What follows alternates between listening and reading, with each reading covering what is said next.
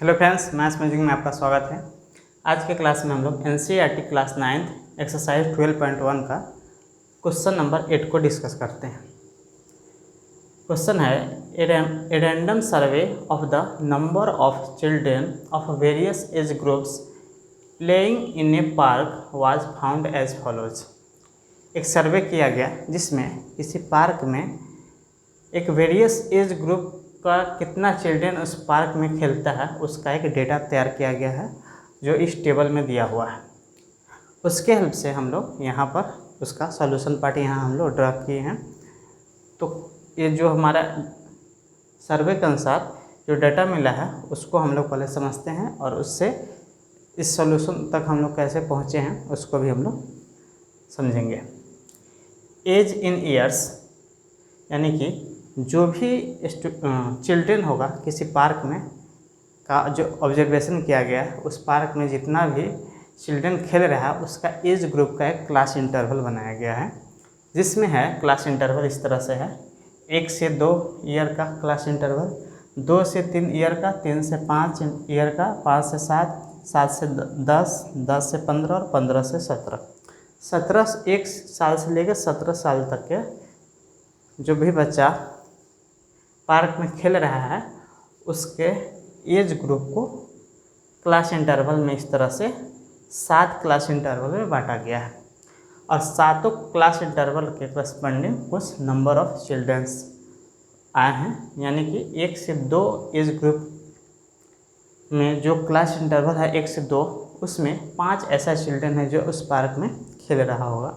उसी तरह से 2 से 3 क्लास इंटरवल में 3 चिल्ड्रेन है उस पार्क में खेलने वाला, 3 से 5 में 6 चिल्ड्रेन, 5 से 7 में 12 चिल्ड्रेन, 7 से 10 में 9 चिल्ड्रेन, 10 से 15 में 10 चिल्ड्रेन और 15 से 17 में 4 चिल्ड्रेन। तो ये जो नंबर ऑफ चिल्ड्रेन है इसको हम लोग बोलेंगे फ्रीक्वेंसी। ये फ्रीक्वेंसी हो गया, ये हो गया क्लास इंटरवल। ये हमारे पास डेटा इतना ही था। इसके हेल्प से हमने ये 2 टेबल को तैयार किया हूँ और इस टेबल की हेल्प से हमने ये सॉल्यूशन पार्ट को ड्रा किए हैं। आगे क्वेश्चन क्या बोलता है, draw a histogram to represent the above data above. जो भी डेटा यहाँ ऑब्जर्वेशन लिया गया उस डेटा के हेल्प से क्या बनाना है, हिस्टोग्राम बनाना है। तो हिस्टोग्राम बनाने से पहले एक बात ध्यान देना है कि जो भी हमारे पास डेटा मिलेगा वो डेटा किस तरह का होना चाहिए, कंटिन्यूअस होना चाहिए, कंटिन्यूअस क्लास इंटरवल होना चाहिए। देखिए कैसे कंटिन्यूअस हम लोग कैसे देखेंगे कि कंटिन्यूअस है या नहीं। तो यहाँ देखिए पहला क्लास इंटरवल है 1 से 2, दूसरा है 2 से 3, तीसरा है 3 से 4, 3 से 5, चौथा है 5 से 7, उसके आगे 7 से 10, 10 से 15 और 15 से 17।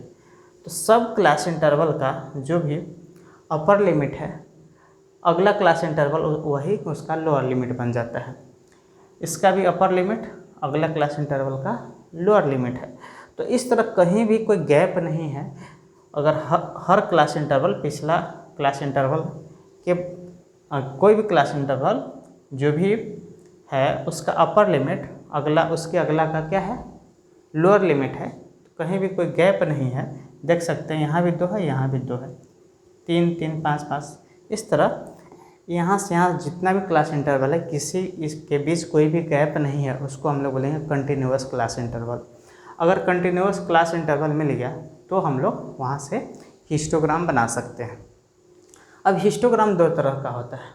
एक होता है हिस्टोग्राम ऑफ यूनिफॉर्म विड्थ, यानी उसका हिस्टोग्राम में जो भी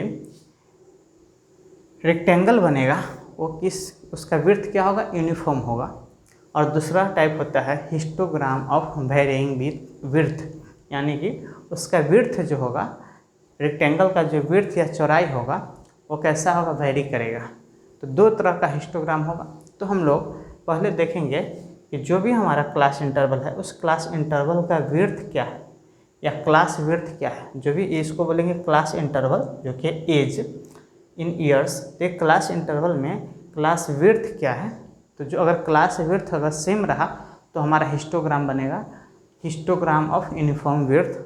अगर वेरी करेगा विड्थ तो हमारा हिस्टोग्राम जो भी बनेगा वो होगा हिस्टोग्राम ऑफ वेरिइंग विड्थ।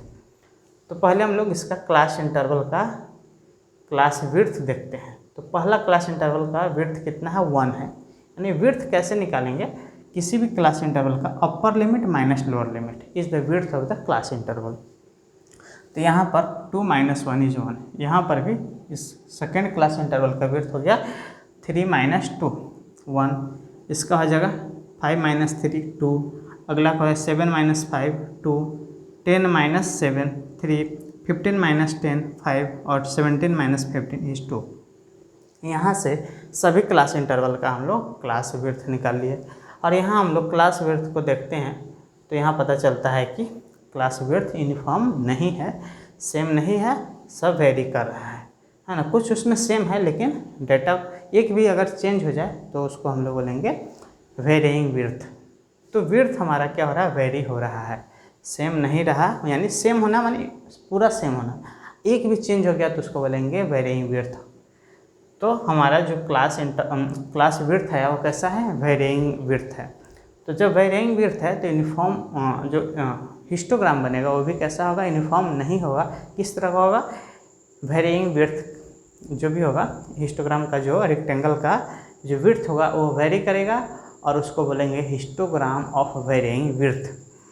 अब इतना बात समझ गए, उसके बाद जब हमारा हिस्टोग्राम वेरिइंग विड्थ का होगा तो उसका जो लेंथ ऑफ रेक्टेंगल जो बनेगा वो भी यहाँ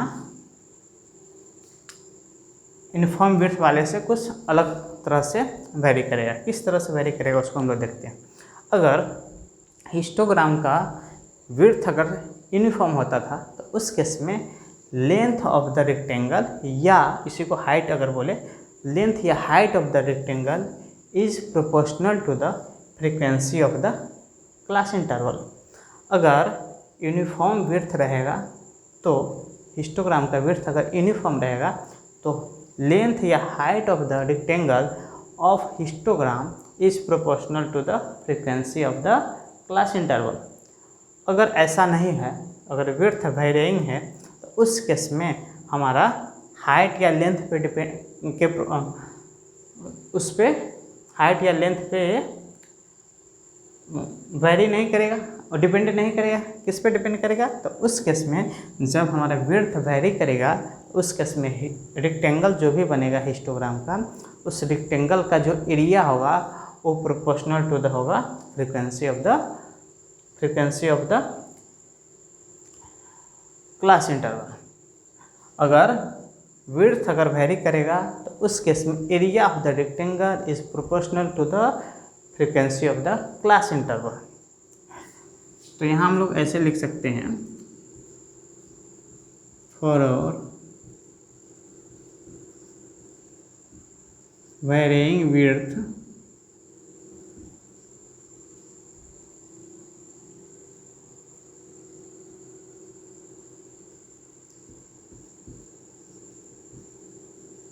class area of the rectangle is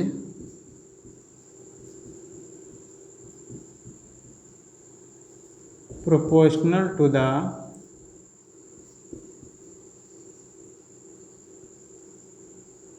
frequency of the class interval।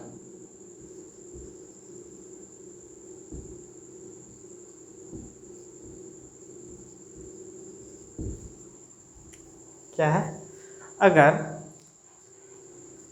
Width कैसा है, वेरिइंग है, क्लास का विड्थ कैसा है, वेरिइंग है, उस केस में area of the rectangle is proportional to the frequency of the class interval. इस बात को ध्यान देना है। अगर यूनिफॉर्म विड्थ होता उस केस में length of the rectangle is proportional to the frequency of the class interval. लेकिन अगर वेरिइंग विड्थ होगा उस केस में एरिया ऑफ द रेक्टेंगल जो भी बनेगा उसका एरिया प्रोपोर्शनल होगा frequency of the class interval के। तो इस बात को हमको ध्यान रख के हिस्टोग्राम ड्रा करना है। यहाँ से हमारा विड्थ वेरी हो रहा है एंड फ्रीक्वेंसी दिया हुआ है।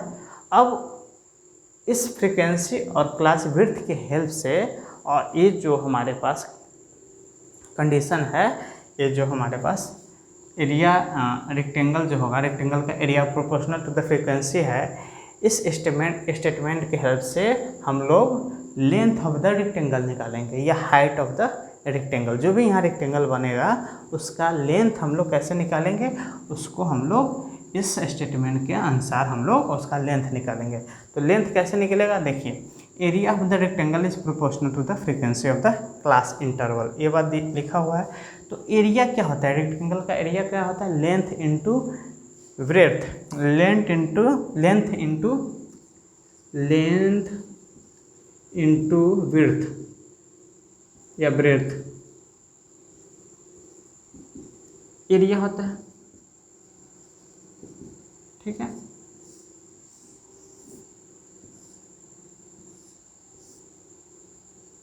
अब ये एरिया जो है किसके प्रोपोर्शन हो रहा है, फ्रीक्वेंसी। अब फ्रीक्वेंसी क्या है, यहाँ नंबर ऑफ चिल्ड्रेन है। तो एरिया होता है लेंथ इनटू ब्रेड्थ, यानी इसका लंबाई और इसका जो विड्थ है वो हो गया ब्रेड्थ। तो लेंथ को हम लोग अगर एल बोले और ब्रेड्थ को अगर बी बोले तो ये प्रोपोर्शनल हो जाएगा फ्रीक्वेंसी। लेकिन हम लोग प्रोपोर्शनल बोल रहे हैं, इक्वल नहीं बोल रहे हैं, तो प्रोपोर्शनल टू फ्रीक्वेंसी होगा। लेकिन इस क्लास विड्थ का क्या इसमें रोल है, इसका लेंथ निकालने में हमको यहाँ से इस प्रोपोर्शनल वाला रिलेशन को हम लोग यहाँ फाइंड आउट करते हैं कि इसका लेंथ ऑफ रेक्टेंगल किस तरह से किसके बराबर होगा। तो ये रिलेशन है एरिया का, ठीक है। और एरिया हर एक किसके प्रोपोर्शन होना चाहिए, फ्रीक्वेंसी के, ठीक है। तो हम लोग यहाँ पर एरिया यानी कि L into B, area length into breadth यानी area of the rectangle L into B is proportional to, हम लोग फ्रीक्वेंसी बोल रहे हैं तो प्रोपोर्शनल टू फ्रीक्वेंसी, फ्रीक्वेंसी मान लो है ना, इसको हम लोग प्रोपोर्शनल टू फ्रीक्वेंसी एफ बोल दिए। अब अगर इसको इक्वल बनाना है तो इसके लिए एक हम लोग इसको इस क्लास विड्थ में देखेंगे, मिनिमम क्लास विड्थ कितना है, ठीक है। तो मिनिमम क्लास विड्थ हमारे पास है, जितने देख रहे हैं 1 1 यहाँ 2 2 है, 3 है, 5 है, 2 है। तो मिनिमम जो क्लास विड्थ रहेगा उसको हम लोग फ्रीक्वेंसी से मल्टीप्लाई करेंगे, मिनिमम क्लास विड्थ को हम लोग फ्रीक्वेंसी से मल्टीप्लाई करेंगे और वही इक्वल टू हो जाएगा एरिया ऑफ द रेक्टेंगल। तो फ्रीक्वेंसी को अगर आप मिनिमम फ्रीक्वेंसी को अगर मिनिमम विड्थ से यानी बी मिनिमम इससे मल्टीप्लाई करते हैं तो एरिया के बराबर इस हो गया, ऐसा बोल सकते हैं। या ऐसे भी बोल सकते हैं यहाँ से भी, area of the rectangle is proportional to frequency. और ये बी मिनिमम है, पूरा कांस्टेंट रहेगा ओवरऑल पूरा रेक्टेंगल के हाइट के लिए। तो बी जो मिनिमम होगा उसी के रिस्पेक्ट में हम लोग एरिया इसके प्रोपोर्शन में आएगा। तो एरिया क्या है, लेंथ इंटू ब्रेड्थ यानी एफ इंटू बी मिनिमम। तो यहाँ से अगर लेंथ निकालना हो तो हम निकाल सकते हैं, लेंथ अगर निकालना है तो हो जाएगा एफ गुने बी मिनिमम बाय बी। ये हमको क्या हो गया, लेंथ निकालने का एक फार्मूला हो गया। लेंथ निकालने का फार्मूला क्या होगा, F into B minimum by B. B minimum क्या हो जाएगा, विड्थ मिनिमम है पूरा में, पूरा जो विड्थ है उसका मिनिमम विड्थ कितना है 1, तो ये फिक्स हो गया 1। और बी जो है ये बी तो हर क्लास इंटरवल के लिए अलग अलग भी होगा। और फ्रीक्वेंसी हर क्लास इंटरवल का अपना फ्रीक्वेंसी होगा। इसमें तीनों वैल्यू अगर सब्स्टिट्यूट करेंगे तो लेंथ ऑफ द रेक्टेंगल हमको मिलते चले जाएगा। तो एफ पहला केस के लिए देखिए, एफ क्या है 5 यानी फ्रीक्वेंसी 5 है, number of children. B minimum कितना है 1 है, पूरा में 1 है। और बी है पहला क्लास इंटरवल के लिए बी मिनिमम के ही बराबर है तो 1 ही है। तो 5 ये फ्रीक्वेंसी गुने बी मिनिमम बाई बी, इसका बी यही हो गया क्लास विड्थ। तो यहाँ से हमको 5 मिल गया, ये हो गया लेंथ ऑफ द रेक्टेंगल। तो यहाँ से 5 यूनिट क्या होगा, लेंथ ऑफ द रेक्टेंगल। दूसरा केस में देखें तो यहाँ भी बी मिनिमम और बी जो है क्लास इंटरवल का विड्थ वो दोनों बराबर है और फ्रीक्वेंसी कितना है 3 है, तो 3 into B minimum by B, यहाँ भी लेंथ ऑफ द रेक्टेंगल या height of the rectangle is equal to 3। तीसरा में हो जाएगा बी मिनिमम यहाँ 1 होगा, पूरा ओवरऑल जितना विड्थ है उसमें बी मिनिमम कितना है 1 है, तो इसके लिए बी मिनिमम 1 होगा, लेकिन बी इसका 2 हो जाएगा, है ना। इस क्लास के लिए बी कितना है, ब्रेथ कितना है 2 है, लेकिन बी मिनिमम सब में कॉमन रहेगा और वो कितना है 1 के बराबर, और फ्रीक्वेंसी कितना है 6 है, तो frequency into B minimum by breadth, तो यहाँ से हमको 3 मिला height of the length of the rectangle या हाइट ऑफ द रेक्टेंगल। तो उसी तरह से चौथा क्लास इंटरवल के निकालेंगे तो हमको लेंथ मिलेगा 6 यूनिट, पाँचवा के लिए लेंथ मिलेगा 3 यूनिट इसी फार्मूला पे, छठा के लिए लेंथ मिलेगा 2 यूनिट और सातवां के लिए लेंथ मिलेगा 2 यूनिट। कैसे देख सकते हैं, यही फार्मूला ही जो रहा, फ्रीक्वेंसी गुने बी मिनिमम कितना है 1 है, और बाय बी यानी breadth of the class interval, इसका ब्रेथ कितना है 2 है, तो यहाँ से 2 मिला। इस तीनों में भी इसी तरह हुआ है। तो इसी तरह से हम लोग सब का क्या निकाल दिए, लेंथ ऑफ द रेक्टेंगल निकाल दिए, और क्लास विड्थ या विड्थ ऑफ द रेक्टेंगल, यही जो क्लास विड्थ है यही हमको रेक्टेंगल का विड्थ का काम करेगा, ब्रेथ का।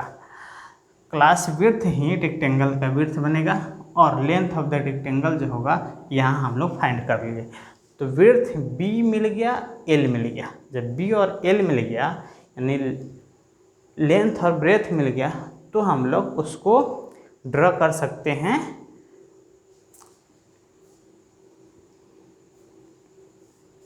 इस दोनों की हेल्प से हम लोग हिस्टोग्राम को ड्रॉ कर सकते हैं। तो हिस्टोग्राम को ड्रॉ करने के लिए हमको एक्स एक्सिस में हम लोग एज को रिप्रेजेंट करेंगे।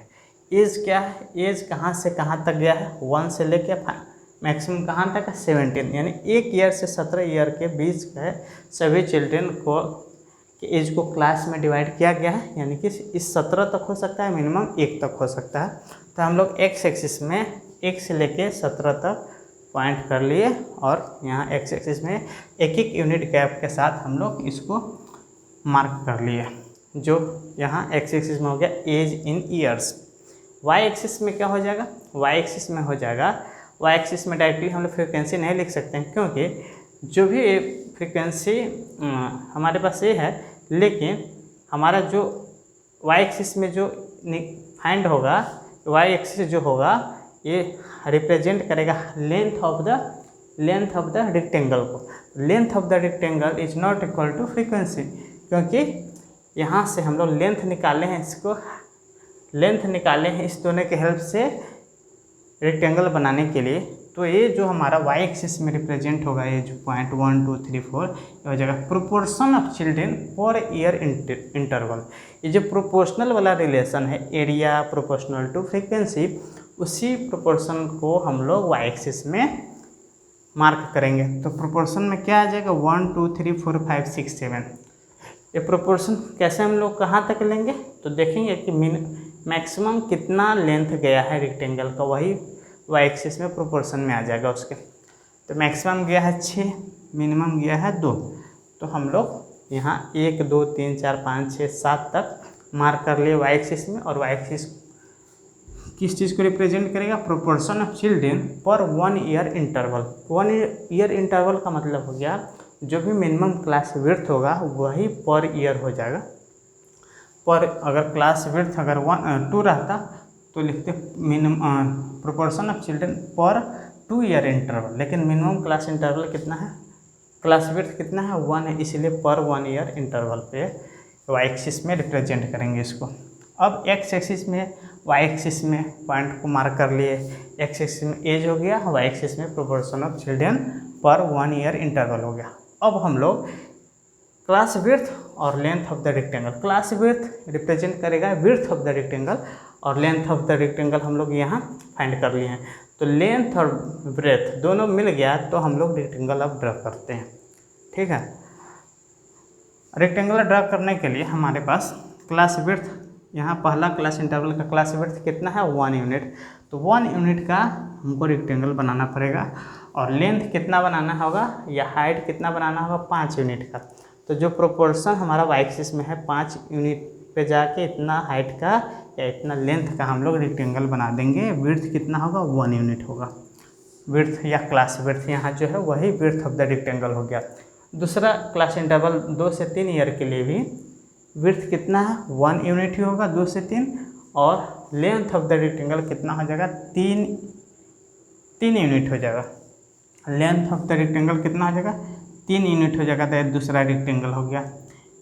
और तीसरा रेक्टेंगल कैसे फाइंड करेंगे, कैसे बनाएंगे? द तीसरा रेक्टेंगल का विड्थ कितना हो गया 2 यूनिट हो गया, और लेंथ ऑफ द रेक्टेंगल कितना हो गया 3 यूनिट। तो 3 से लेके 5 तक विड्थ कितना है 2। 3 से 5 क्लास इंटरवल में 2 क्लास विड्थ है, और उसका लेंथ ऑफ द रेक्टेंगल कितना जाएगा 3। तो 3 से 5 में उसका लेंथ कितना होगा 3 यूनिट का होगा। तो विड्थ कितना होगा 2 यूनिट होगा, और लेंथ कितना होगा 3 यूनिट होगा। उसी तरह से 5 से 7 में इसका भी विड्थ कितना हो गया 2 यूनिट। 5 से 7 में 2 यूनिट विड्थ का रेक्टेंगल बनेगा, और उसका लेंथ कितना होगा 6 होगा। ये कैसे 6 आया है, इस फार्मूला की हेल्प से आया है जो यहाँ सब में है। तो इसका हाइट जो होगा 6 यूनिट के बराबर होगा। जो 6 यूनिट क्या हो गया प्रोपोर्शन ऑफ चिल्ड्रन पर 1 ईयर इंटरवल। तो 6 हो गया, और विड्थ कितना हो गया 2 यूनिट का रेक्टेंगल बना। उसी तरह से 7 से 10 में विड्थ कितना हो गया 3 यूनिट हो गया, और लेंथ कितना हो गया 3 यूनिट हो गया। इसका विड्थ भी 3 7 से 10, और लेंथ कितना, लेंथ भी 3 यूनिट हो गया। अगला जो है 10 से 15 में विड्थ कितना हो गया 5 हो गया, और लेंथ कितना हो गया 2 हो गया। तो विड्थ हो गया 10 से 15 यानी 5 यूनिट का विड्थ हो गया, लेकिन लेंथ या हाइट बोले तो हो गया इसका हाइट कम हो गया लेंथ के कंपेरिजन में, और कितना के बराबर हो गया 2 यूनिट के बराबर हो गया। ठीक है, इसलिए हाइट इसका 2 है। और लास्ट जो क्लास इंटरवल है 15 से 17, इसका विड्थ कितना है 2 है, और इसका हाइट या लेंथ भी 2 है। तो विड्थ 15 से 17 2 है, और हाइट भी 2 यूनिट के बराबर है। तो इस तरह से हमारे पास जितना भी क्लास इंटरवल रहेगा उतना रेक्टेंगल बनेगा। ठीक है, और जो भी उसका क्लास विड्थ होगा उतना क्लास रेक्टेंगल का विड्थ होगा। और यहाँ से हम लोग लेंथ कैसे फाइंड किए हैं, इस रिलेशन से। कौन सा रिलेशन है, area of the rectangle is proportional to the frequency of the class interval. उसके हेल्प से हमने लेंथ फाइंड किया, जो कि यहाँ एक फार्मूला यूज हो गया, और यहाँ लेंथ निकाले, और इस लेंथ के अनुसार ही प्रोपोर्शन ऑफ चिल्ड्रन पर 1 ईयर इंटरवल में हम लोग इसको ड्रॉ किए वाई एक्सिस में इतना लेंथ लेकर। तो इस तरह से हमारा क्या आया, ये हिस्टोग्राम बन गया, और इस हिस्टोग्राम को बोलेंगे histogram of varying width.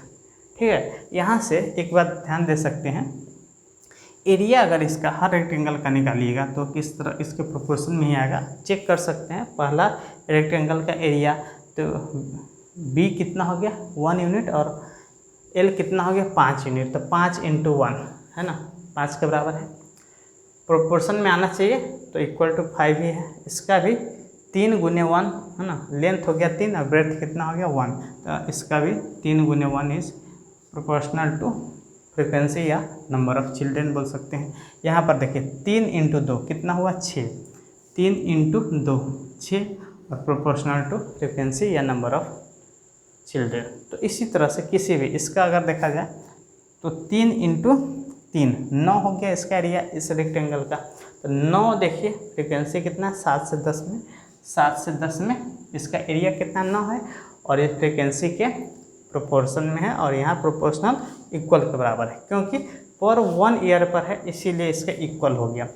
2 year होता, मान लीजिए पर 2 ईयर हो जाता इसका वैल्यू, तो ये हो जाता यहाँ पर जहाँ भी बी मिनिमम है वो क्या हो जाता है 2 हो जाता, और फिर वहाँ पर वैल्यू कुछ अलग आ जाता, उसका वैल्यू क्या आ जाता कुछ अलग आ जाता। ठीक है, तो इस तरह से हम लोग यहाँ पर 3 × 3 9 के बराबर आ रहा है। लेकिन अगर ये यहाँ पर चेक कर लेते हैं, बी मिनिमम अगर 2 रहे तो बनेगा 9 × 2 9 × 2/3 9 × 2/3 हो जाएगा। इस केस में अगर हम एल निकालना चाहे तो एल इक्वल टू होगा एफ कितना है 9, एफ हो जाएगा 9 इंटू बी मिनिमम अगर 2 रहता, अगर 2 होता तो 2 लिखते, आप बाय क्लास विड्थ कितना है 3, तो यहाँ से 3 से 9 करके तो इसका लेंथ हो जाता, उस केस में 6 हो जाता, लेंथ कितना हो जाता 6 हो जाता। लेकिन यहाँ लेंथ 3 क्यों है, क्योंकि पर 1 ईयर इंटरवल पे है। अगर 2 ईयर पे रहता तो लेंथ डबल हो जाता, 3 ईयर पे रहता पर 3 ईयर इंटरवल पे लेंथ ट्रिपल हो जाता। तो इस तरह से इस प्रोपोर्शनल में लेंथ चेंज होगा, तो इसीलिए यहाँ वाई एक्सिस में प्रोपोर्शन में बात होता है और एक्स एक्सिस में जो क्लास इंटरवल का एज है ना, उसको इस तरह मार्क किया गया है। तो किसी भी एरिया, किसी भी रेक्टेंगल का एरिया उस क्लास इंटरवल के फ्रीक्वेंसी के प्रोपोर्शन में होगा, अगर क्लास विड्थ अगर वेरिइंग है तो। ठीक है, तो इस क्वेश्चन में इतना ही, फिर मिलते हैं नेक्स्ट वीडियो में नए टॉपिक के साथ। Thank you.